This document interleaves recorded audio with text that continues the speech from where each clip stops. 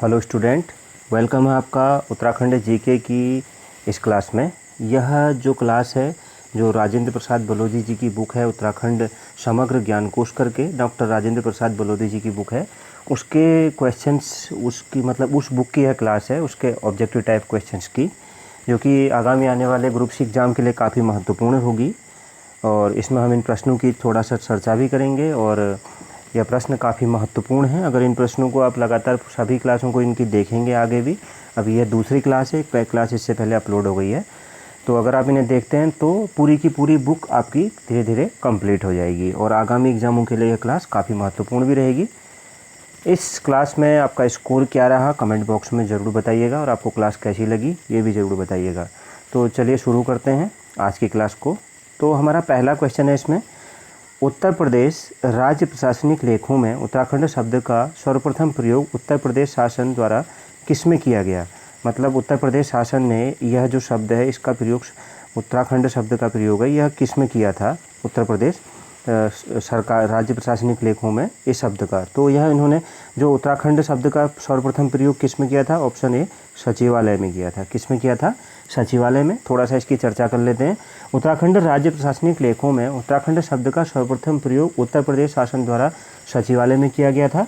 और थोड़ा सा और एक जानकारी है जो आपको ध्यान रखनी चाहिए, 24 फरवरी 1960 को, इस डेट को ध्यान रखिएगा, 24 फरवरी 1960, ध्यान रखिएगा 24 फरवरी 1960 को चमोली, उत्तरकाशी तथा पिथौरागढ़ तहसीलों को जनपदों में उच्चीकृत कर, मतलब जनपदों में उनको बना दिया गया। किस किस तहसील को? चमोली, उत्तरकाशी तथा पिथौरागढ़ तहसीलों को, जो 3 तहसीलें थी, इनको 24 फरवरी 1960 को जनपदों में उच्चीकृत कर दिया गया तथा उत्तराखंड मंडल नाम दिया गया था। क्या नाम दिया गया था? उत्तराखंड मंडल।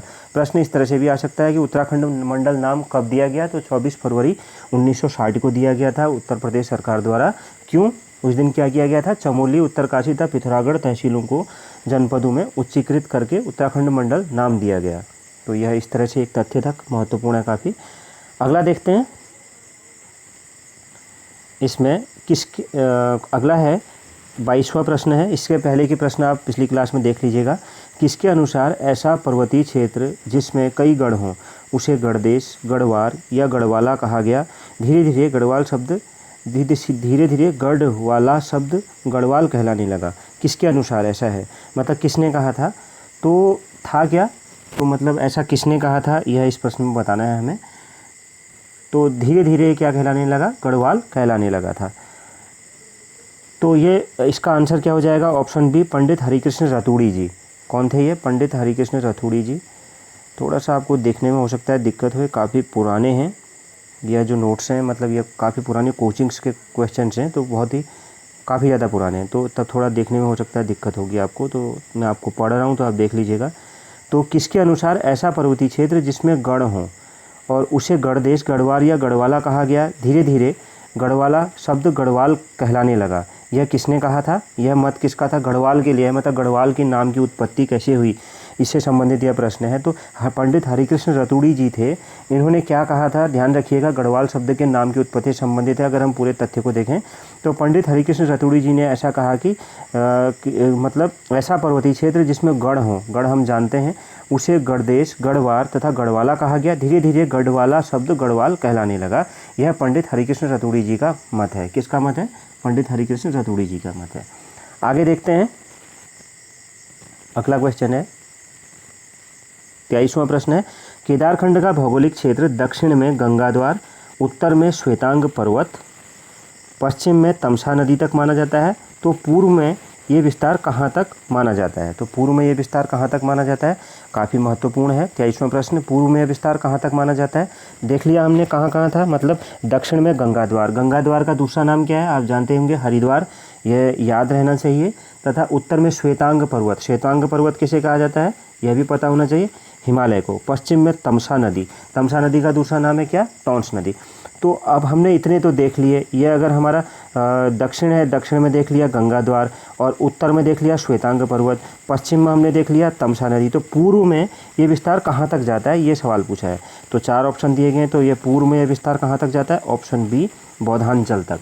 तो बौधांचल कहाँ तक जाता है? बौधांचल। तथा बौधांचल का ही दूसरा नाम क्या है? बधाड़ पट्टी। तो यहाँ तक यह जाता है। केदारखंड के भौगोलिक क्षेत्र, यह ध्यान रखिए कि केदारखंड मतलब गढ़वाल क्षेत्र का, यह ध्यान रखना है। और यह मतलब स्कंद पुराण में ऐसा वर्णन है, यह जो पूरा वर्णन है ऐसा स्कंद पुराण में है। तो अगला देखते हैं। 24वां प्रश्न है, रघुवंश में गढ़वाल के लिए किस शब्द का उल्लेख संभवतः हुआ है? तो रघुवंश में, रघुवंश क्या है आप जानते होंगे। तो रघुवंश जो महाकाव्य है में गढ़वाल के लिए किस शब्द का उल्लेख हुआ है? तो गढ़वाल के लिए इस महाकाव्य में किस शब्द का उल्लेख हुआ है? तो इसमें किसका शब्द हुआ है? तो ऑप्शन सी, पर्वतीय गण, इस शब्द का उल्लेख हुआ है। किसके लिए? गढ़वाल के लिए। क्या कहा गया है गढ़वाल को? पर्वतीय गण। और यही एक मतलब ये ध्यान रखिएगा, रघुवंश जो महाकाव्य है किसका? कालिदास जी का, तो उसमें पर्वतीय गण शब्द का उल्लेख हुआ है। दूसरा, ये तो महत्वपूर्ण है ही है, एक शब्द यहाँ पर क्या लिखा हुआ है? पर्वताकार, इसका भी जान लीजिए। तो यह जो तालेश्वर ताम्रपत्र है 6ठी ईस्वी का, इसमें मतलब पर्वताकार राज्य क्या मिलता है? पर्वताकार राज्य। पहला प्रश्न, रघुवंश में गढ़वाल के लिए किस नाम का उल्लेख हुआ है? पर्वतीय गण का उल्लेख हुआ है। और ये जो पर्वताकार नाम आया है ये किस में है? तालेश्वर ताम्रपत्र में। यह तालेश्वर ताम्रपत्र कब का है? 6ठी ईस्वी का, यह ध्यान रखिएगा, 6ठी AD का है, 6ठी ईस्वी का है इस समय का। तो यह ध्यान रखिएगा। तो इसमें मतलब 6ठी ईस्वी का जो यह है, इसमें क्या है? इसके लिए पर्वताकार राज्य का नाम का उल्लेख हुआ है। ये थोड़ा सा इनके जो अन्य ऑप्शन है इनकी भी चर्चा कर लेते हैं। तो तब ये 6ठी ईस्वी का तालेश्वर ताम्रपत्र है वो। और दूसरा जो ये गिरियावली नाम लिखा है यहाँ पर, तो गिरियावली इसका भी जान लीजिए। ये जो युप्ते की एंजियोग्राफी इंडिया, एक क्या है? युप्ते एक राइटर है, उनकी पुस्तक है क्या? Angiography India. उसमें इस राज्य को क्या, पर्वताकार राज्य को क्या कहा गया है? गिरियावली। यह भी ध्यान रखिएगा। तो तीनों ऑप्शन की हमने चर्चा करी। रघुवंश में गढ़वाल के लिए पर्वतीय गण शब्द की चर्चा आई है तथा पर्वताकार राज्य की चर्चा कहाँ पर आई है? तो इस प्रश्न का आंसर तो सी हो जाएगा। और पर्वताकार राज्य की चर्चा तब जो तालेश्वर ताम्रपत्र है 6ठी ईस्वी का, उसमें आई है। तथा गिरियावली जो नाम आया है गढ़वाल के लिए, ये कहाँ पर आया है? ये आया है युप्ते एक है उनकी एंजियोग्राफी इंडिया एक बुक है, उसमें क्या आया है? गिरियावली नाम आया हुआ है। पर्वताकार राज्य का क्या नाम आया हुआ है? गिरियावली। ये भी ध्यान रखिएगा, बहुत महत्वपूर्ण है। अगला प्रश्न देखते हैं। क्वेश्चन नंबर 25 है, अशोक चंद्र ने इस भूभाग गढ़वाल पर अपनी विजय प्राप्त करने के बाद शक्ति स्तंभ पर इस क्षेत्र का नाम क्या अंकित करवाया?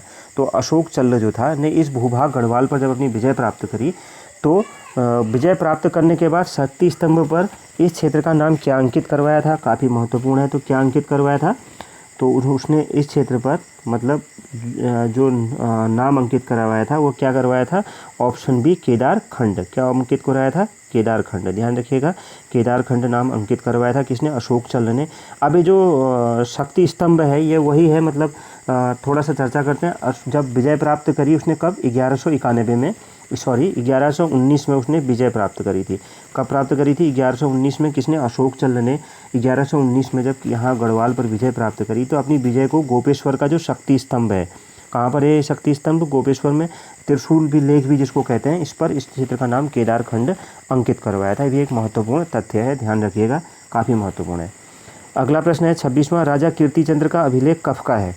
तो राजा जो कीर्तिचंद्र हैं, देखिए अभिलेखों से संबंधित प्रश्न काफ़ी महत्वपूर्ण होते हैं क्योंकि इतिहास में वहीं से प्रश्न पूछे जाते हैं जहाँ साहित्यिक स्रोत साहित्यिक स्रोतों को अभिलेखी साक्ष्य संतुष्ट करते हो, मतलब उनकी व्याख्या साहित्यिक स्रोतों को अभिलेखों से भी प्राप्त किया जाता है, मतलब नाम संबंधित, तो वहाँ से प्रश्न पूछने की ज़्यादा संभावना रहती है कहीं भी। तो राजा कीर्तिचंद्र का अभिलेख कब का है? तो यह कब का है? ध्यान रखिएगा, 1488 का है। राजा कीर्तिचंद्र का अभिलेख 1488 का यह अभिलेख है। तो गढ़ों की मतलब बहुत ज़्यादा गढ़ों की बहुलता होने के कारण, बहुत ज़्यादा गढ़ होने के कारण जो राजा कीर्तिचंद्र का अभिलेख है 1488 का, इसमें कहा गया है फिर गढ़ को राजा बुलाई वी का राज दिए। क्या लिख रखा है? फिर क्या लिखा हुआ है उसमें? फिर गढ़ को राजा बुलाई वी का राज दिए। तो इस तरह से गढ़ों की बहुलता के कारण राजा कीर्तिचंद्र के अभिलेख में मतलब जो 1488 का है उसमें क्या लिखा गया है? फिर गढ़ को राजा बुलाई वी का राज दिए। तो इस तरह से यह लिखा गया है। तो ध्यान रखिएगा, राजा कीर्तिचंद्र का अभिलेख 1488 का है। अगला प्रश्न है अजयपाल को, 27वां प्रश्न है, अजयपाल को गढ़पाल किसने कहा अपनी पुस्तक में? तो अजय पाल को गढ़पाल किसने कहा अपनी पुस्तक में? तो काफ़ी महत्वपूर्ण पुस्तक यह है, मतलब क्वेश्चन। अजय पाल को गढ़पाल किसने कहा था? तो यह कहा था किसने? राय बहादुर पातीराम ने। किसने कहा था? राय बहादुर पातीराम जी ने क्या कहा था इसको? मतलब अजय पाल को गढ़पाल कहा था अपनी पुस्तक में। और इनकी पुस्तक क्या है यह भी ध्यान रखिएगा। तो राय बहादुर पातीराम जी की जो पुस्तक है उसका नाम है गढ़वाल एंशिएंट एंड मॉडर्न। इसमें इन्होंने समस्त गणों पर विजय प्राप्त करने वाले अजय पाल को गढ़पाल कहा था। तो यह ध्यान रखिएगा, गढ़पाल कहा था, यह ध्यान रखिएगा अजय पाल को। अगला प्रश्न देखते हैं, क्वेश्चन नंबर 28। थोड़ा सा अलग टाइप का क्वेश्चन है। संभवतः गढ़वाल शब्द में रॉ के स्थान पर गढ़वाल शब्द में, पहले क्या था, थोड़ा सा यहाँ पे प्रश्न अलग टाइप का है। तो गढ़वाल, संभवतः गढ़वाल शब्द में रॉ के स्थान पर लौ का प्रयोग कब होने लगा? मतलब पहले जो ये गढ़वाल शब्द था इसे गढ़वार बोला जाता था। क्या बोला जाता था? गढ़वार। जो गढ़वाल शब्द था इसे गढ़वार कहा जाता था। तो इसमें रॉ के स्थान पर लौ का प्रयोग संभवतः कब होने लगा था? तो इस तरह का प्रश्न है।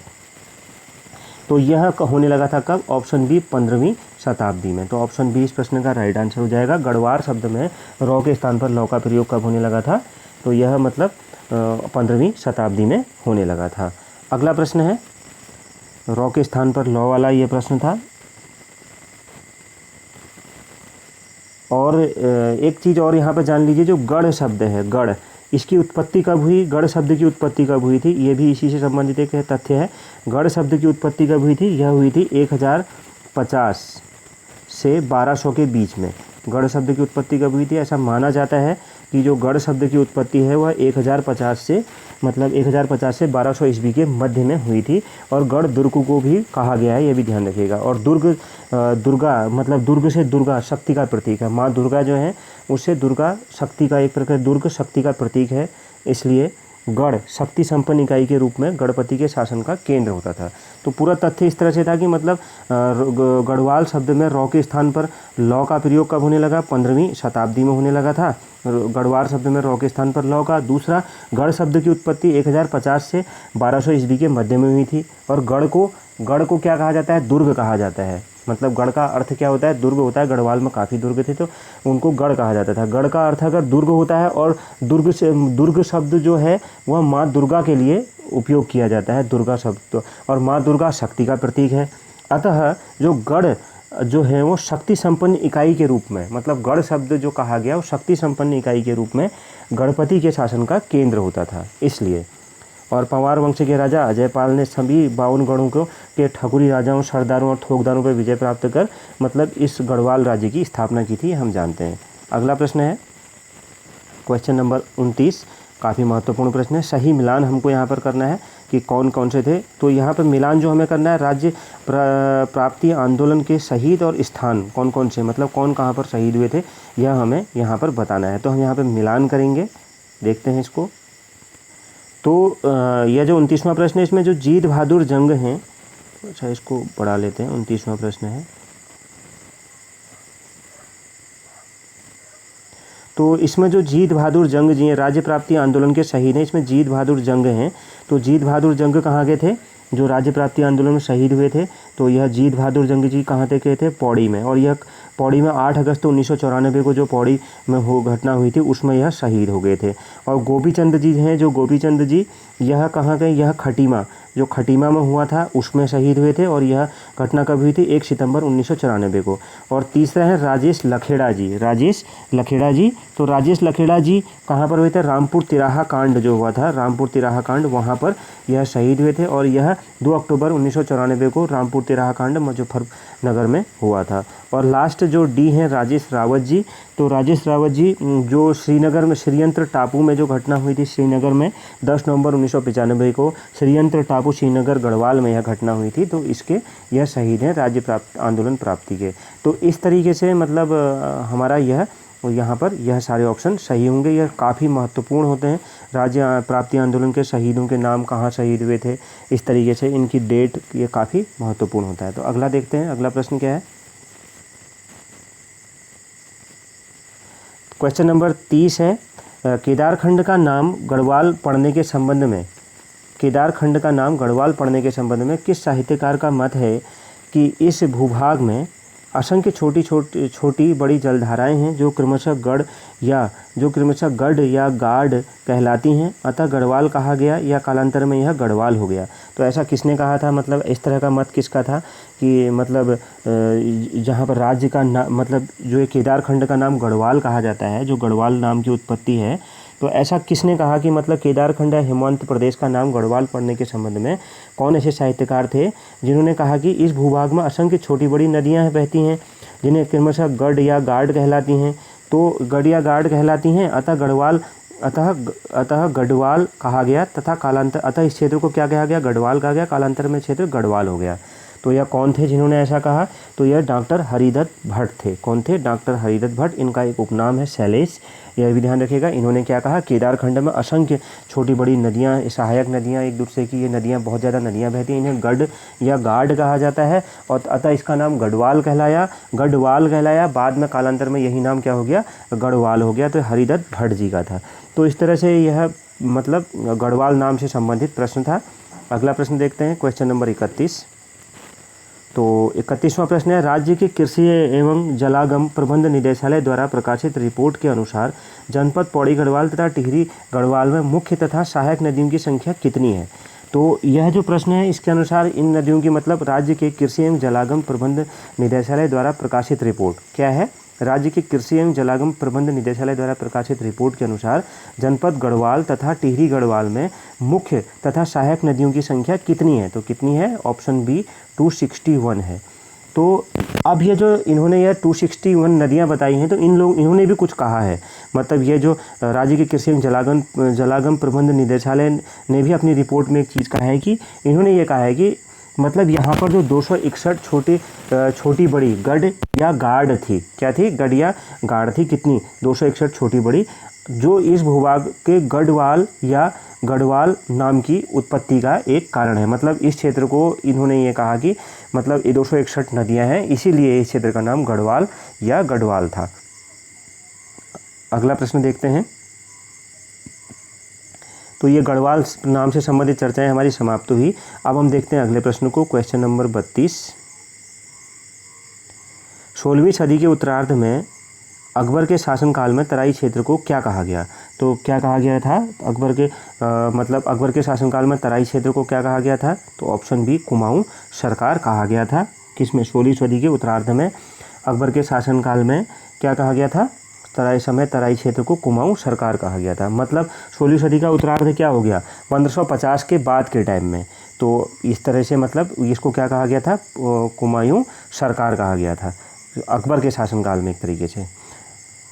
अगला प्रश्न है 33वां, गाज कुम्मरचल फड़ीमती नाम कहाँ अंकित है। तो गाज कुम्मरचल फड़ीमती यह नाम कहाँ अंकित है, बहुत ही महत्वपूर्ण प्रश्न है। तो गाज कुम्मरचल फड़ीमती यह नाम कहाँ पर अंकित है, यह नाम है कहाँ पर, गनगड़ा दानपत्र में। कहाँ पर अंकित है यह नाम, गनगड़ा दानपत्र में है। और जो पिथौरागढ़ के शक्ति ब्रह्मा के, मतलब यह गनगड़ा दानपत्र कहाँ है, पिथौरागढ़ में है। और किसका है यह, शक्ति ब्रह्मा, मतलब शक्ति ब्रह्मा का जो दान क्या है, गनगड़ा का दान पात्र है पिथौरागढ़ के शक्ति ब्रह्मा के गनगड़ा दान पात्र में। यह कब का है गनगड़ा दान पात्र, 1337 का है, यह भी ध्यान रखिएगा।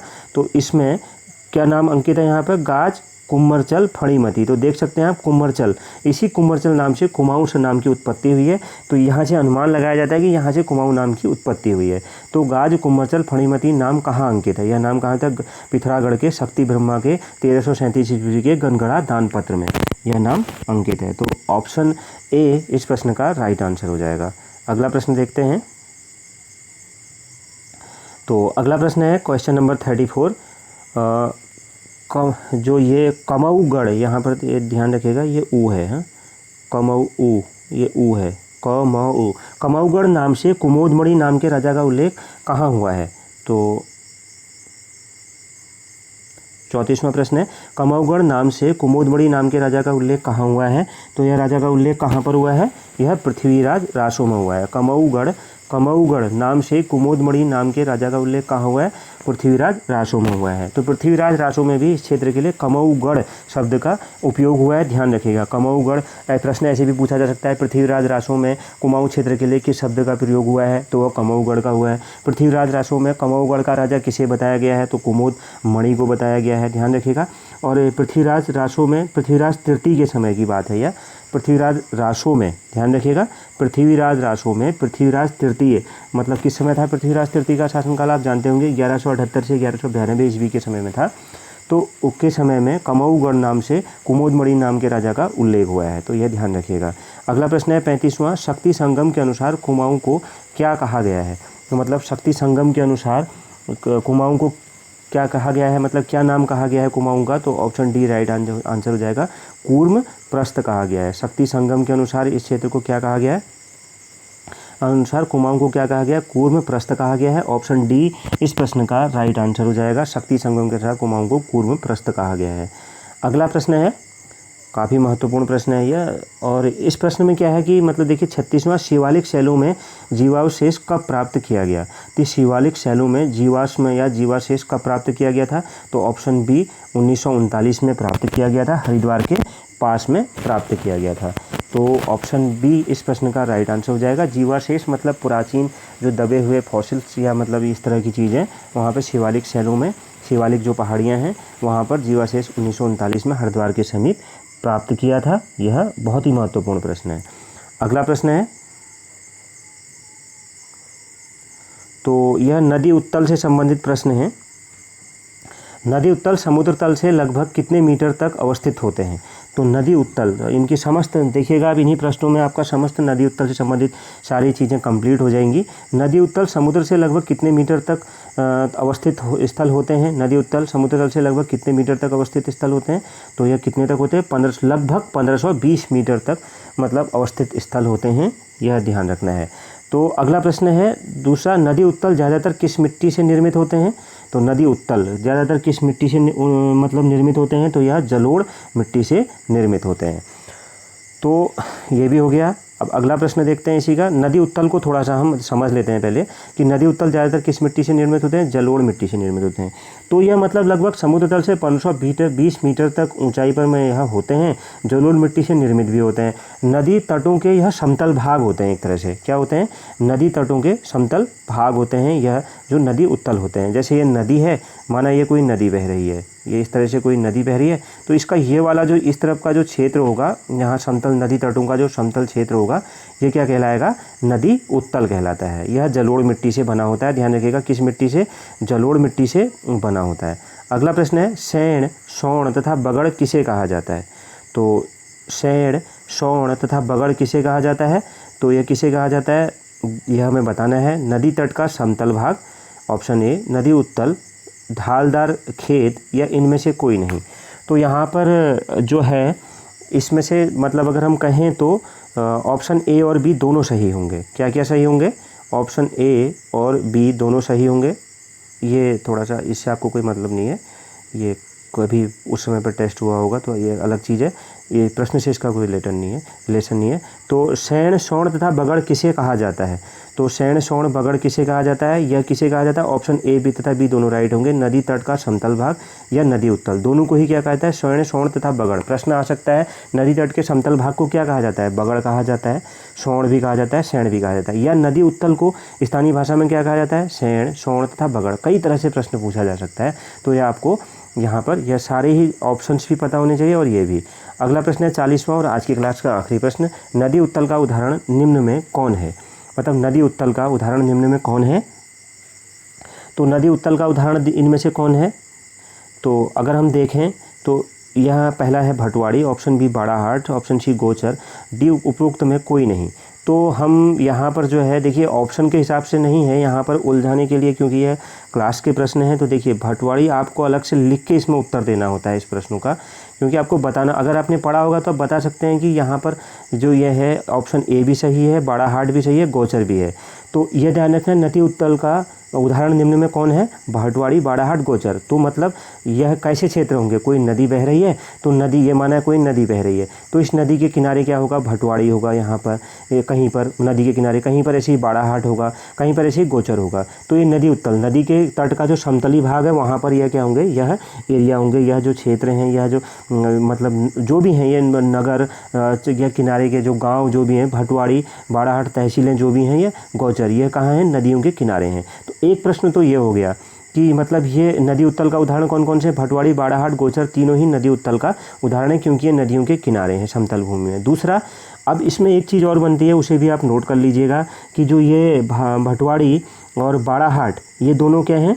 ये भागीरथी गंगा पर हैं। किस पर हैं? भटवाड़ी और बाड़ाहाट भागीरथी और गंगा के क्या हैं? यह भागीरथी का दूसरा नाम गंगा है, आप जानते हैं। भटवाड़ी, बाड़ाहाट मतलब भागीरथी गंगा के नदी उत्तल हैं ये दोनों, मतलब उसके शैण बगड़ क्षेत्र हैं। और गोचर किसका है? जो गोचर वाला है यह किसका है? यह अलकनंदा का है। किसका है? गोचर अलकनंदा का है। मैं आपको यहाँ पर कुछ अन्य नाम भी बता देता हूँ। जो अलकनंदा के नदी उत्तल हैं वो कौन कौन से हैं? पनाई है, एक नाम पनाई है, और एक गोचर इसमें हो गया। और नाम कौन सा है? श्रीनगर रानीहाट, यह भी क्या है? किसका है? अलकनंदा का। और भागीरथी के दो ये हैं, भटवाड़ी और बाड़ाहाट, मतलब नदी उत्तल हैं, इन्हें शैण सोण बगड़ भी कहा जाता है, समतल स्थान। इसके अलावा भागीरथी गंगा के और नदी उत्तल कौन कौन से हैं? वो कौन कौन से हैं? जैसे उत्तरकाशी, चिन्याली शैण, ये भी भागीरथी के या गंगा के नदी उत्तल हैं। चिन्याली शैण या मतलब चिन्याली शैण, और बाड़ाहाट तो उत्तरकाशी में ही है। तो इस तरह से आज की क्लास को यहाँ पर समाप्त करते हैं। तो ये थी हमारी आज की क्लास। आपका स्कोर क्या रहा कमेंट बॉक्स में ज़रूर बताइएगा। मिलते हैं नेक्स्ट उत्तराखंड जीके की क्लास में ही। तो थैंक यू वेरी मच।